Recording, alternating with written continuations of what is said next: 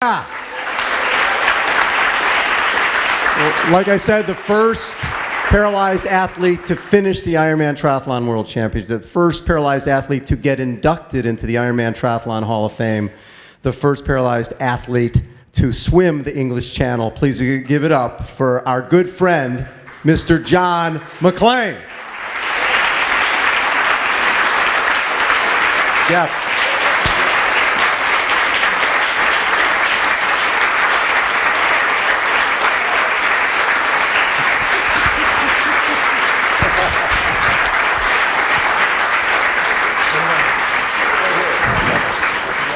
Thank you, sir. Is that all right? Whoa. Thank you. How you doing? Well, that's a very lovely reception. Thank you. It was worth flying all the way from Australia for that, so thank you for having me. Oh, no problem. So take me back, growing up. What were the sports?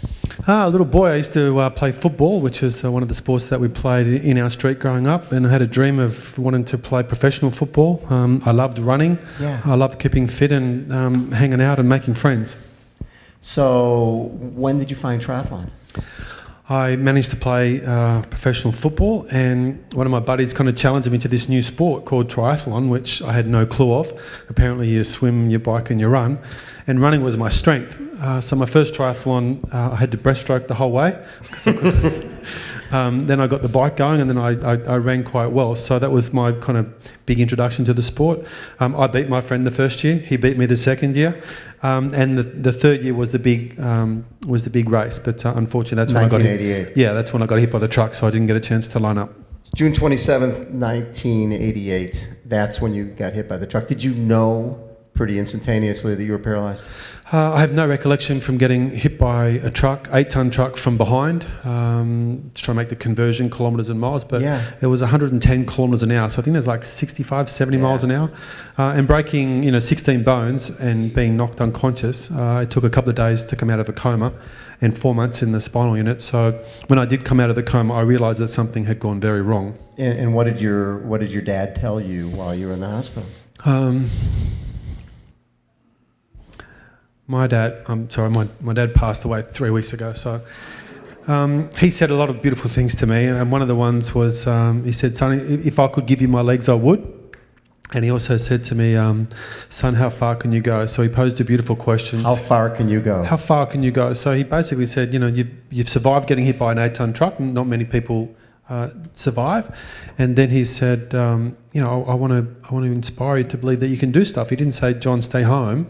He said, "John, how far can you go? So get out and find some challenges." So I wear my dad's bracelet in his memory. So that's my dad. And when did you find the Ironman? Well, I guess that wasn't too long afterwards. I mean, I remember sitting at home watching with my sister. Back in Australia, we have a program called Wide World of Sports, and I was enthralled by Ironman when I was a little boy, just glaring at the TV and watching it and just thinking, these guys are just unbelievable. And then I came across Bob Whelan, which we kind of spoke about. Yes. And then, but I saw John Frank, so I had my accident. John Frank's lined up, as you know, in 94, didn't finish. So for me, it was a beacon going, here's an opportunity, here's the toughest event, so I wanted to have a go. So what happened, we worked pretty hard to get wheelchair athletes into the Ironman. For a lot of years, wheelchair athletes were not allowed to participate, and Dr. John Franks was the first athlete in 1994, and he was able to complete the swim, and he missed the bike cutoff time.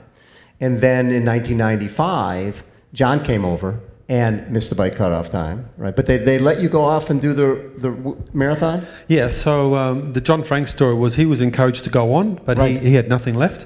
Here's me, not dissimilar to yourself, sitting at home watching the television going, here's my opportunity.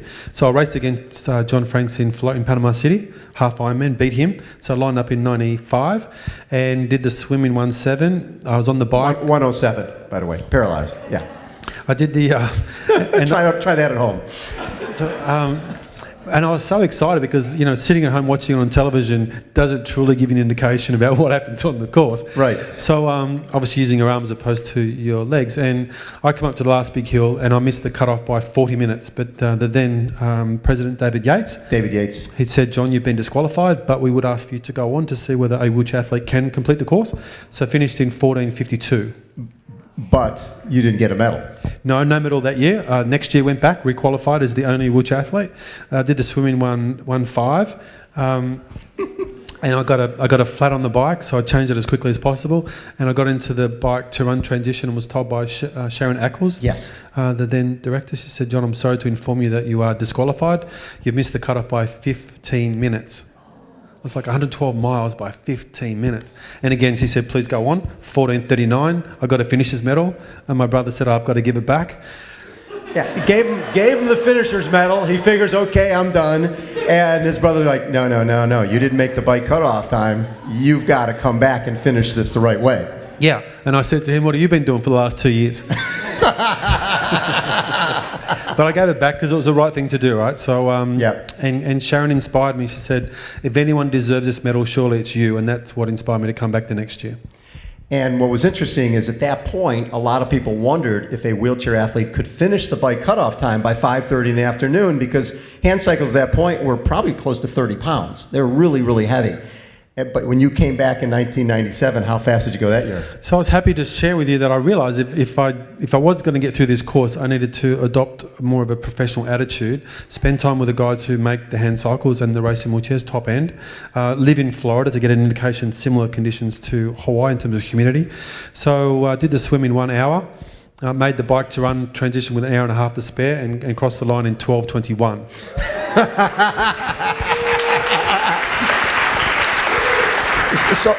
So knowing the type of guy you are, that's, okay, check the box, what's next?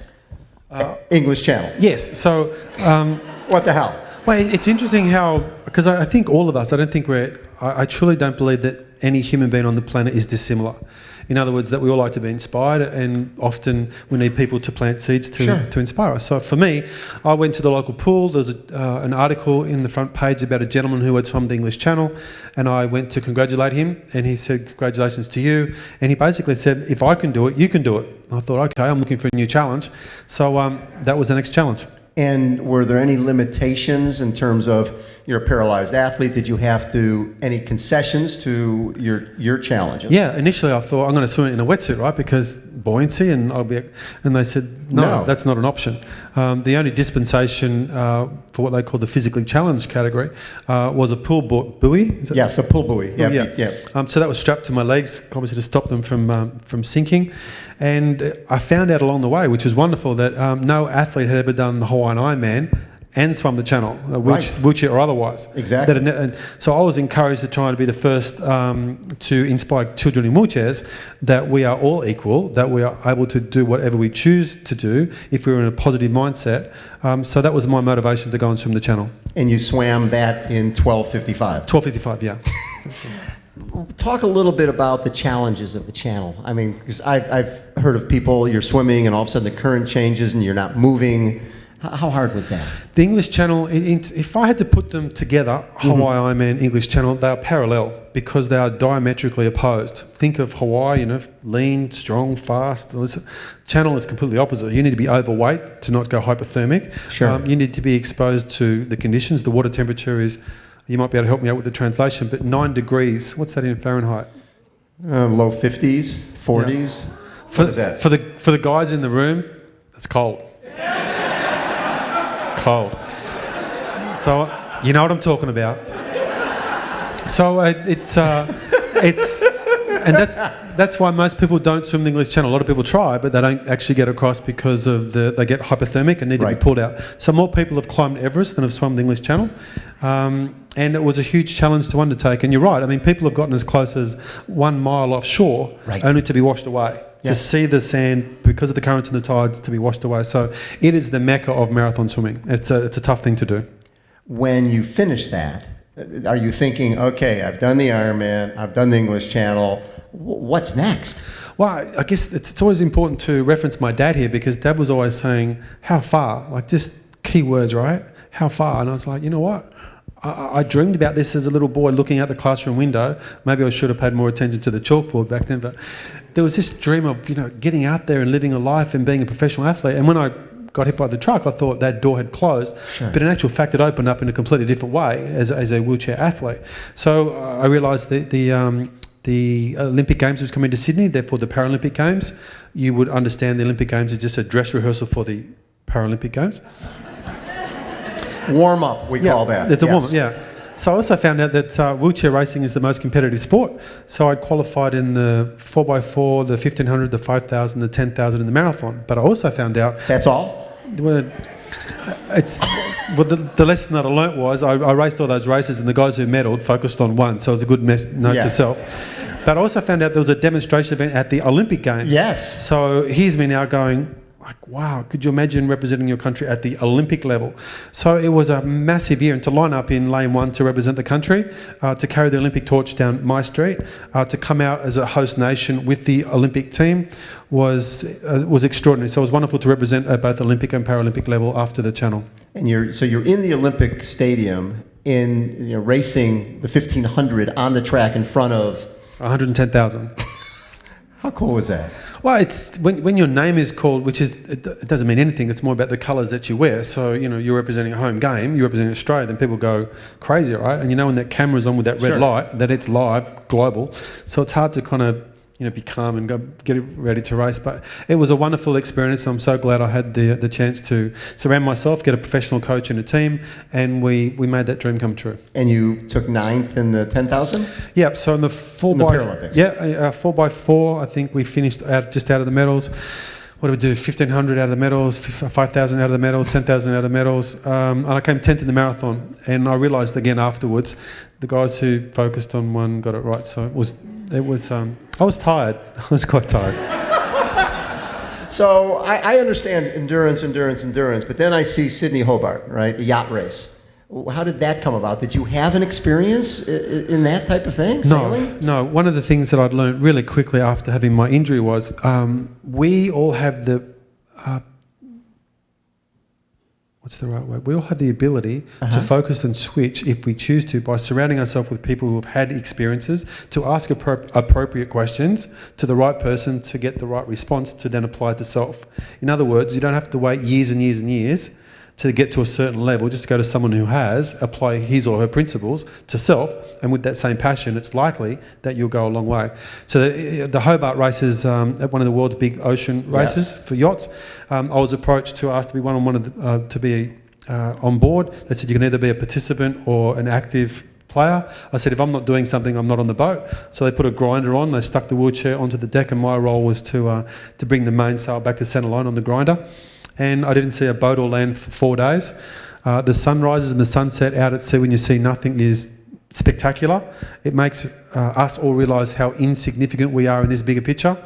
We don't always find ourselves in those situations, but it was good to be reminded of how beautiful and big this world is, and Mother Nature runs the race, both in Kona and English Channel and the Hobart. So it was a wonderful experience to be part of, and we came second in our category and 12th across the line. So how long a race is that? Wow, okay, so you're going to go from Sydney, if you're looking at Australia, you're going to go down the east coast and go south. People died doing that race. It's, it's pretty tough, right? People have died, quite a few people have died in one of the races. So nautical miles, I'm not exactly sure, but it was nice to be a part of that experience. So you get inducted into the Ironman Triathlon Hall of Fame. First Aussie, right? And first paralyzed athlete. That was a big statement by Ironman. Yeah, I was meant to share with fellow triathletes. I was very humbled, and I spoke to a very dear friend of ours, Greg Welsh, who won Hawaii in '94, and I said, mate, I feel really uncomfortable. I do. I'm honoured that I'm here, but in my eyes, this should be going to you. You won it. I just, third time to finally get the line.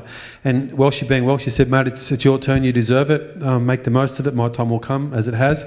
So it was... it's hard to put into words what that felt like to have that experience, to be with the people who are in the Hall of Fame. Very, very honoured and humbled. So after that, I mean, you're constantly searching for the next. And then, because of your ocean experience, the next was rowing. And you head to the Paralympics in '08, silver medal? Yeah, so my rowing partner and I I got a phone call in February of 2007, and the phone call was, have you heard of adaptive rowing? And I said, no. They said, it's been included for the Beijing program. Are you interested? And I said, absolutely. So I said, what do I need to do to win a gold medal? And they said, well, you better go and introduce yourself to the coach. So I said, what do I need to do for a gold medal? And he said, aren't you going a little bit too fast? And I said, no. No. It's called John Maclean speed, right? Well, you know, he said, well, the first thing you need to get onto this rowing machine, familiar with Concept 2 rowing machines, they fix the seat, so therefore there's a clamp front and back. Seat does not slide. They row over 1 kilometre. He said, you need to go better than 4 minutes, 20 seconds. So I managed to do that. I said, what's next? He said, you need to get in a boat and win the state championships this weekend. Well, that sounds like it's perfect for your timeline. I said, great, you know, who do I need to speak to? So learn the basics really quickly. So tick. 6 weeks later, he said, you need to win the national championships. Tick. He said, you need to hope there's a girl doing it because it's a combined category. And there was a girl, and we managed to get beat by China by less than 1 second. Less than 1 second. And you'd been in the sport for how long? Oh, maybe about a year and a half. Yeah. Nice. So, and we're not sure. We think that the Chinese drug program is a bit different than the rest of the world. But we want to congratulate them. That's what we love to do at this time. But yeah, it was wonderful to, again, represent, and wonderful to focus on one event and get a result. So then you hear that kayaking is going to be in for 2016 for the first time. Yeah. And so you started training for that, but you were dealing with a little bit of shoulder issue. And one of John's good buddies is Pete Jacobs, who's the 2012 Ironman champion, who we've interviewed before. And so you're telling Pete, I've got a little shoulder problem, and he recommended Ken Ware to work on you. So I'd actually been spending some time in Hawaii. I met with the junior world champion, showed me some stuff, again, asked questions. I equaled the world record in training, so over 200 metres. I thought, this is me. Wait, you equaled the world record in training after you'd been in the sport for what, an hour? No, it was a little bit longer, but so I was very excited and enthused about Rio. And then I met this guy via Pete Jacobs, as you said, saying that my shoulder was sore. I go through his therapy. His therapy is called Tremor therapy. Very complicated, but the elevated pitch is that you go to him, he puts you on some resistance, very mild, imagine like chest press or shoulder press or leg press. Get you to close your eyes, so you switch off your visual cortex. We take a lot of information in visually, which gives the two hemispheres of the brain an opportunity to communicate. Now, over time, with a mild stimulus, and this is difficult, right? Easy to say, but if you're holding on to it for minutes at a time, it then becomes heavier and heavier in your mind. And you start to say to yourself, you know, my lactic acid is building up, and he said, let it go, let it go, let it go. So just keep letting thought go. And he said, you're fine. And when you start to face up to your own fears, which we all have internal dialogue, often challenged by anxiety, right. I was able to completely be in a state that I was letting go of everything. And then I go into this tremor. So my arms are shaking, and then he said, let it migrate through your body, and my legs are shaking, and everything was shaking. I had my eyes closed because I couldn't see. And then he said, you're very safe. And at the end of it, he took me through all these different exercises, and he asked me a beautiful question, which is relevant for all of us. The question was, what do you want to do? With no hesitation, I said, I want to walk. I've always wanted to walk. And he said, you should be able to do that. Let's get on with it. Because you were an incomplete paraplegic. Incomplete.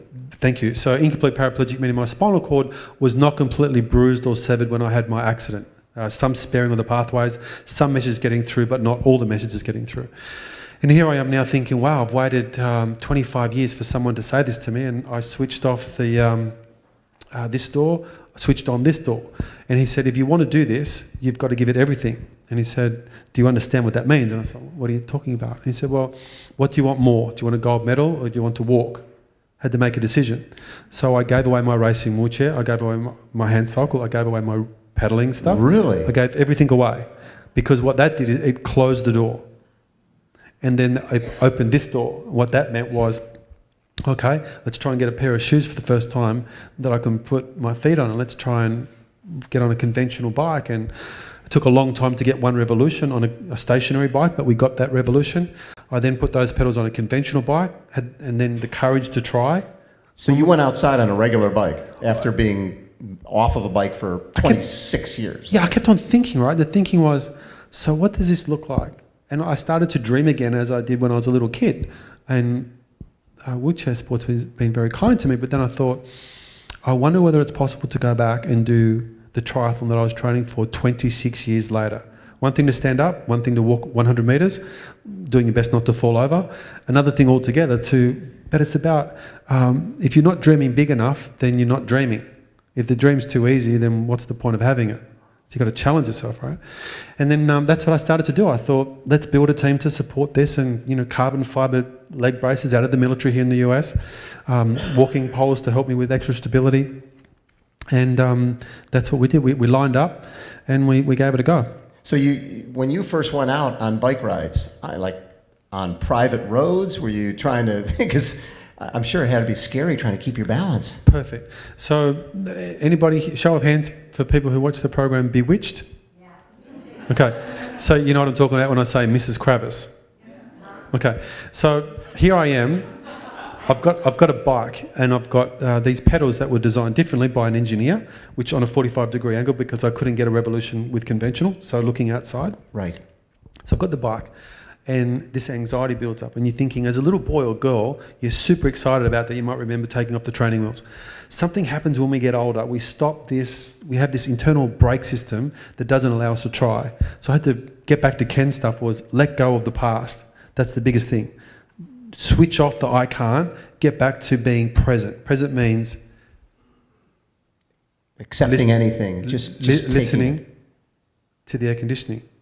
Like present is being present. And again, it's easy to say and talk about mindfulness. What does mindfulness mean? It means about slowing the internal dialogue. That's what it means. Anyway, back to the bike. Yeah.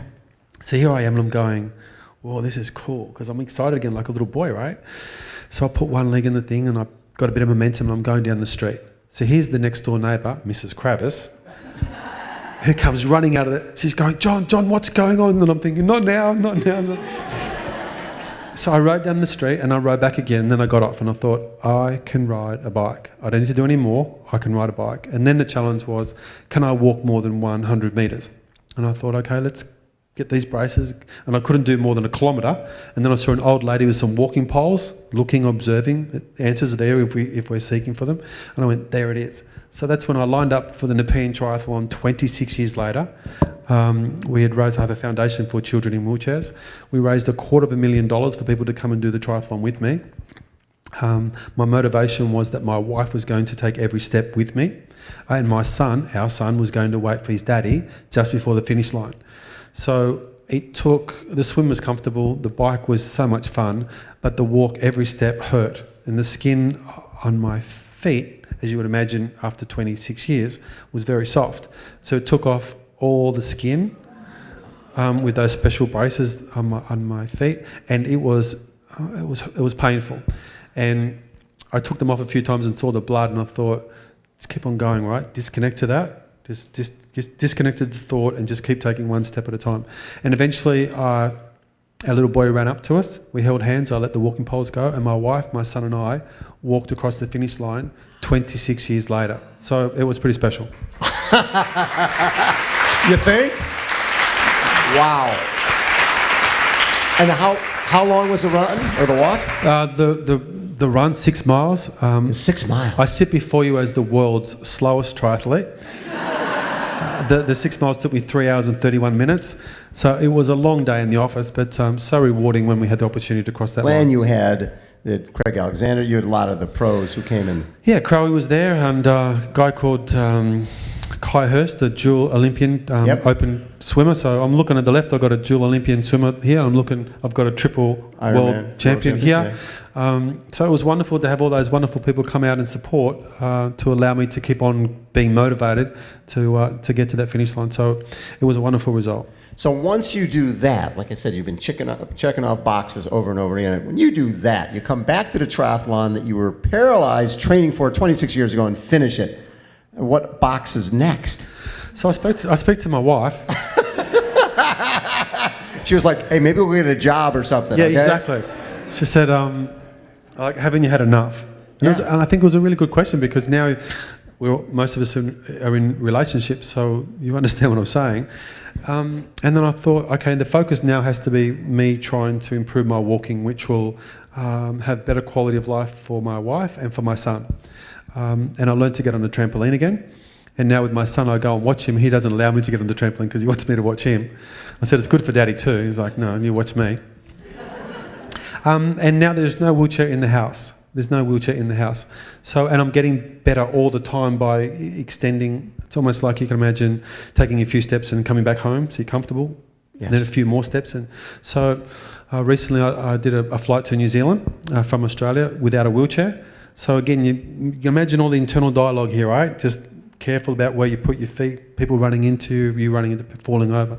So just this whole piece about disconnecting to thought, one step at a time. Don't bring up fear that it doesn't need to be there. So I thought I should set myself a new goal. You should set a new goal. What's your new goal? Well, I'm honoured to be here. I'm really looking forward to being a part of a team on the weekend. The relay team we put together for Saturday, this actually is a big weekend for Operation Rebound, the military program we have at CAF.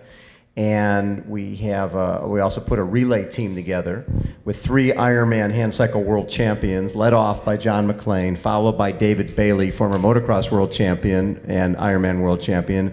And the anchor is Ricky James, who we've had before, and he is also an Ironman world champion. So that will be our pretty mellow relay team on Saturday. But you're also talking about, it was funny, 2 years ago when I first saw John's video, and I host with Mike Riley, the Carbo Party in Kona. I was like, we need to get John to the Carbo Party in Kona.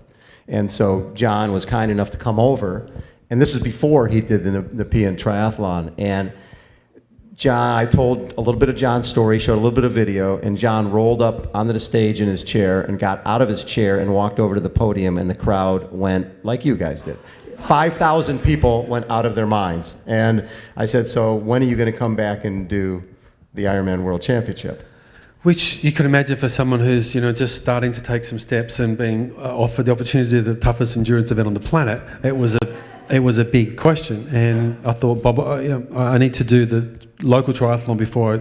So the last 2 years, I've come a very long way, and I'm now, in my mind, I've spoken to a few people, and I've been invited to come back and do 70.3 in Australia, which is the course that in Western Sydney where we did the Nepean Triathlon. And that's the next big challenge. And I guess the link back to the US and the link back to some dear friends is that I know I can do the swim. I feel confident that that's not going to be a problem. The bike will be challenging. I'm getting better all the time. But the walk's going to be really tough. So again, we're now working with some carbon fibre technology, again out of the military, again out of the US. So just today was a great example, hanging out with this guy. Whenever I go places with him, doors open and I meet the right people. So, I'm hoping with this new technology for me that will allow me to get through the 21 kilometres, and also that I might be able to get away from just not only doing it, but maybe improving my gait to a point. Dreaming, I want to run, right? So of course you want to run. And then if that opens that door, which I believe if I try, we'll find the answer. And then back to your question in Kona, that would be the ultimate of in my eyes, that would be the ultimate. To imagine lining up again 20 years later, if we do that next year, after doing in a hand cycle racing wheelchair, it would be wonderful to have the opportunity to line up, make the bike cut off, and just take one step at a time until we get to the finish line. So let's do 70.3 back home, and then let's get to Kona next year. How about a round of applause for Mr. John Maclean? Wow.